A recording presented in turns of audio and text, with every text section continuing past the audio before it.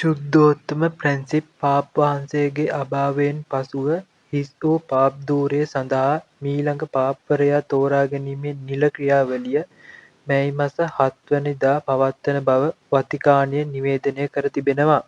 මෙවර පාප්වරණය සඳහා සුදුසුකම් ලබා ඇති කාදිනල්වරුන් ගණන 135කි.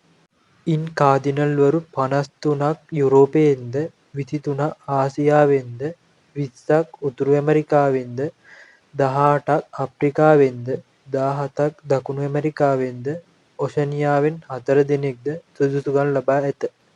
ලොව පුරා රටවල් 71ක් නියෝජනය කරමින් පාප්වරණයට එන කාදිනල්වරුන් වයස අවුරුදු 80ට අඩු විය යුතුය.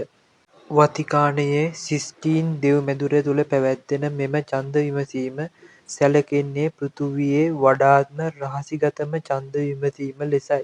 සුවිශේෂී වූ රතු ලෝගුවකින් සැරසී ඡන්දය භාවිතා කිරීමට එන කාදිනල්වරුන්ගේ ඡන්ද පත්‍රිකාව පාප්වරයා තෝරා ගැනීමෙන් පසු ගිනි තබා විනාශ කරනු ලබනවා.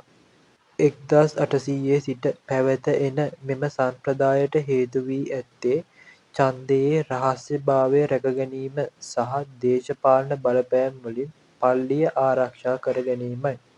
එම ඡන්ද විමසීමෙන් පසුව පාප්වරයෙකු තෝරාගත් බවට බාහිර ලෝකය දැනුවත් වන්නේ ඡන්දය ප්‍රකාශ කළ පත්‍රිකා ගිනි තැබීමෙන් පිටවන දුමාරයෙනි.